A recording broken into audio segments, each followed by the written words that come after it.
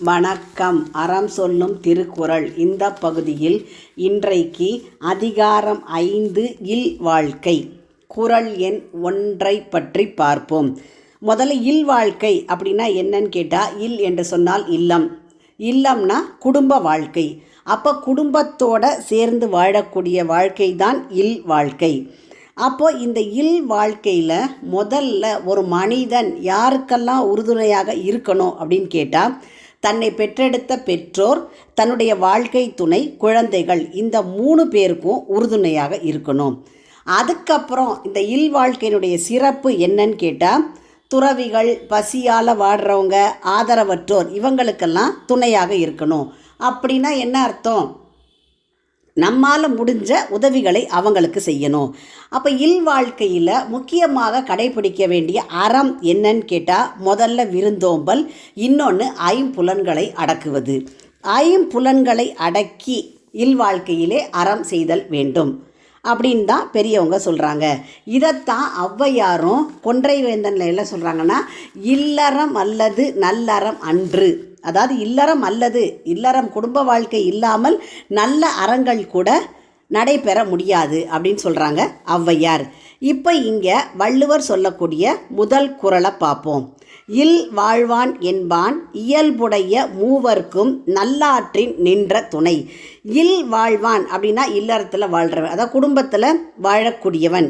அவன் செய்யக்கூடிய கடமைகள் முதல்ல என்னன்னு கேட்டால், மூவர்க்கு. இந்த மூவர் யாருன்னு சொல்கிறாங்கன்னா, அவனை பெற்றெடுத்த பெற்றோர், மணந்து கொண்ட வாழ்க்கை துணை, அவனுடைய பிள்ளைகள். இந்த 3 பேருக்கும் அறத்தை உணர்ந்து நல்ல வழியிலே நடத்தல். அப்படி நடக்கிறவன் தான் நிலை பெற்ற துணை, அந்த இல் வாழ்க்கையிலே நிலை பெற்ற துணையாக இருக்கக்கூடியவன் என்கிறார் வள்ளுவர்.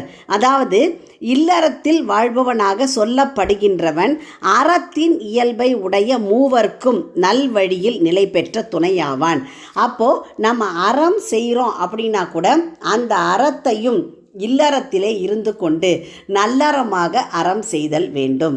சாதாரணமாக நம்ம சொல்லுவோம் என்னென்னா, இப்போ ஒரு பெண் இருக்கா, அவள் திருமணமாகி தன்னுடைய வீட்டுக்கு, கணவன் வீட்டுக்கு போன உடனே அவள் செய்யக்கூடிய அறம் நல்ல செயல்கள் என்னெல்லாம் அப்படின்னா, பாரதிதாசன் கூட சொல்லியிருப்பார், கொண்டவனுக்கு எது பிடிக்கும், குழந்தைகள் எதை விரும்பும், தண்டூன்றி நடக்கும் மாமன் மாமிக்கு தக்கது எது. கொண்டவனுக்கு எது பிடிக்கும் அப்படின்னா, திருமணம் செய்து கொண்ட கணவனுக்கு என்ன பிடிக்கும், குழந்தைகள் எதை விரும்பும், குழந்தைகள் எதை விரும்பி சாப்பிடுவாங்க, தண்டூன்றி நடக்கும் மாமன் மாமிக்கு தக்கது எது. வயசான காலத்தில் மாமனார் மாமியாருக்கு தகுந்தது, உடல் நலத்திற்கு ஏற்ற உணவு எது அப்படின்னு பார்த்து பார்த்து சமைப்பாள் இல்லாள். அப்போ ஒரு பெண். அப்போது இந்த மாதிரி எல்லாருக்குடைய கடமைகளையும் வகுத்து சொல்லியிருக்கிறார் திருவள்ளுவர். அப்போ இந்த இல்லறத்தில் இருந்து கொண்டு தான் என்ன செய்யணுமா, சுற்றத்தவர், எளியவர்கள், நண்பர்கள், ஆதரவற்றோர் எல்லாருக்கும் உதவுதல் வேண்டும். மீண்டும் குறள். இல் வாழ்வான் என்பான் இயல்புடைய மூவர்க்கும் நல்லாற்றின் நின்ற துணை. உங்கள் இல்ல குழந்தைகளின் மனதிலே தினம் ஒரு திருக்குறள் பதிய எங்கள் சேனலை சப்ஸ்கிரைப் பண்ணுங்கள், லைக் பண்ணுங்கள், ஷேர் பண்ணுங்கள், சப்ஸ்கிரைப் பண்ணுங்கள், கமெண்ட் பண்ணுங்கள். நன்றி.